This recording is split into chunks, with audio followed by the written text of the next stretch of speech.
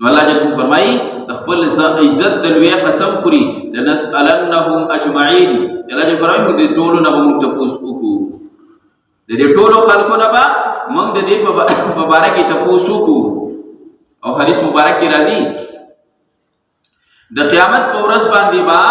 د یو مؤمن بنده قدم در هغه وخت پورې د خپل ځای اوچت نشي تر څو په دې سوالات نشي دا غي معقول جواب چې ورنکړي شي. یو روایت کې 4 سوالات راغلي، یو کې 15 چې هغه سوالات راغلي دي. نو اولنې تاسو به چې کېږي د عمر، زما بندا تعالی هم عمر درکړو 50 کاله 60 کاله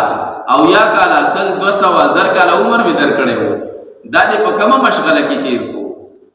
دا دې زما په تابعداري پر منبرداري کې تیر کو او کو زما په دشمنی کې دې تیر کو؟ زما په احکاماتو پورا کولو کې دې تیر کو کنه زما حکمونو ماتولو کې دې تیر کو؟ دا عمر دې په کومه مشغله کې تیر کړی دی؟ نو دا تاسو وکیږي چې د دې معقول جواب نه ملو شوی. الله نبی صلی الله علیه وسلم فرمایي د مؤمن بنده به ترغه په خپل ځای نه اوچتې دی نشي، ساکن به ولاړی. دا تاسو به دې د عمر څنګه تیر کړی دی؟ د خپل عمر چې دی هغه محاسبه وکړه، د خپل عمر محاسبه وکړه چې تا د عمر څنګه تیر کړی دی. دا دې اسی عباس په زول تیر کړي او ګناه الله دې پکې راضي کړي دی.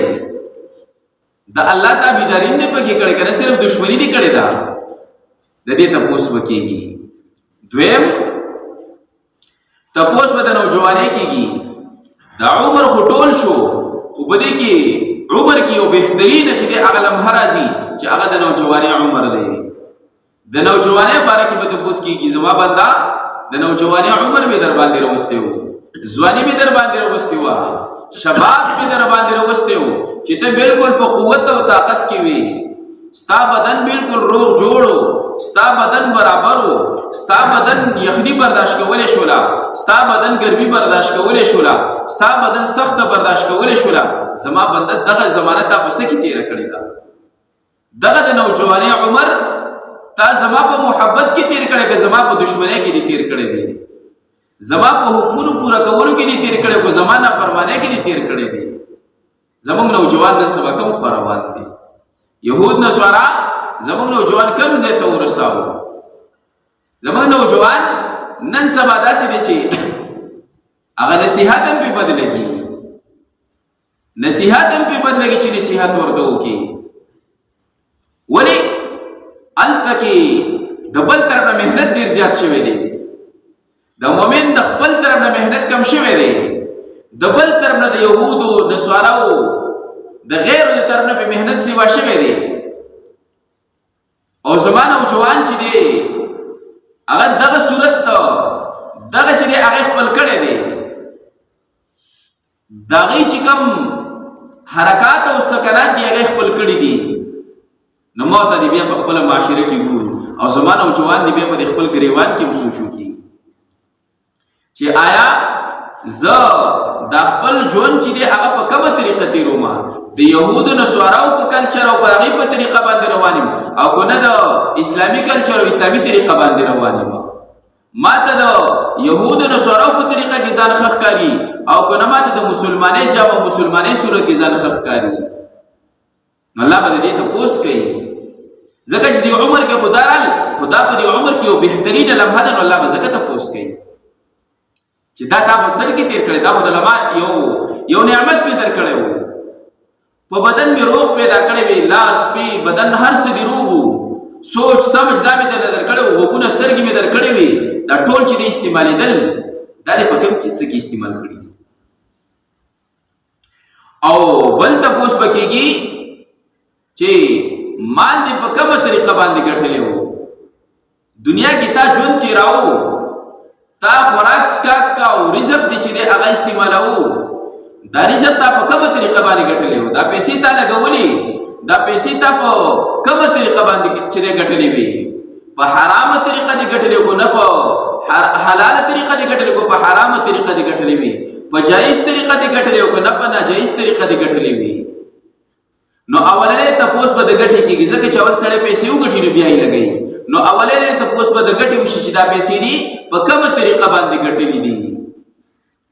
او دویم تپوس به بیا د لګېدو کېږي دغه کمې پیسې چې تا وګټلې دغه پیسې دې بیا په کومه طریقه باندې چې دې لګولې دي په حرام او ناجایز دې لګولې که نه په حلال او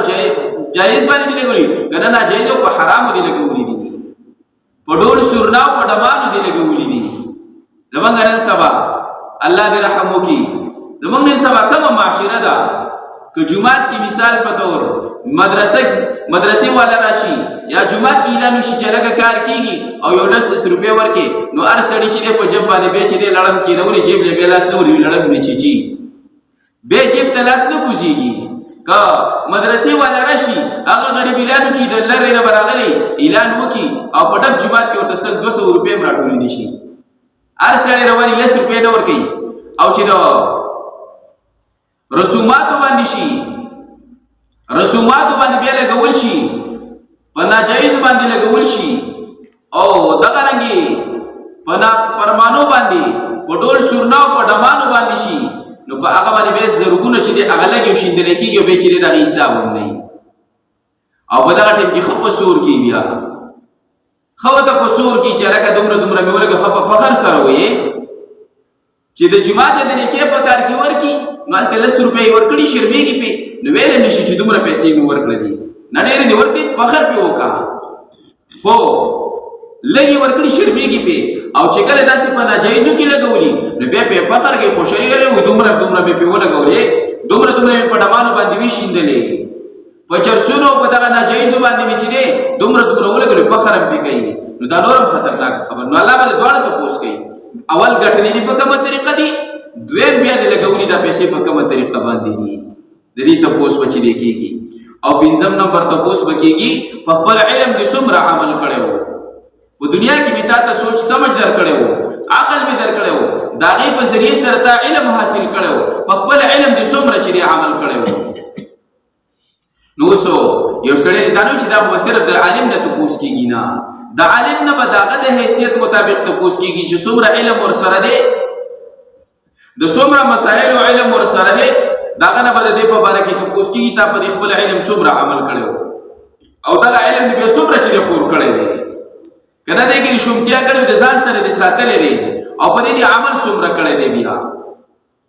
او عام مسلمان ته چې څومره علم دی نن سبا هر سړی چې د جایز او ناجایز خو څه نه څه پېژني که نه نو د دې په باره کې به تپوس کېږي یو سړی دا نه چې نه دا تپوس به د عالم نه کېږي نه د عالم نه به د هغه د حیثیت مطابق او زما ستا نه به د هغې زما ستا د حیثیت مطابق څومره علم زما سره دی زه جایز ناجایز څومره پېژنم او بیا د هغې نه څومره ځان ساتم د دې به زما نه تپوس کېږي نو چې دا 5 سوالات نه شي نبی علیه السلام فرمایي د یو مؤمن بنده قدم تر خپل ځای نه اوچتېدی نه شي د دې په باره کې به تپوس کېږي او د دې معقول جواب هغه به غواړي الله جل شانه که معقول جواب میلاو شو نو ستا پرچه پاس نه بیا ځه کامیابې ټکټ درته میلاو شو او که نه په دې کې په یو چیک پوسټ کې چې دی ودرېدلې پرچه شولې نو بیا چې دی اتکړی دي بیا ګیرې پکې الله جل شانه زموږ حفاظت وکړي د دغه ځایونو نو الله جل شانه فرمایي چې زه به د دې ټولو نه تپوس وکړم چې څه په دنیا کې کړي دي د دې ټولو په باره کې به زه د دې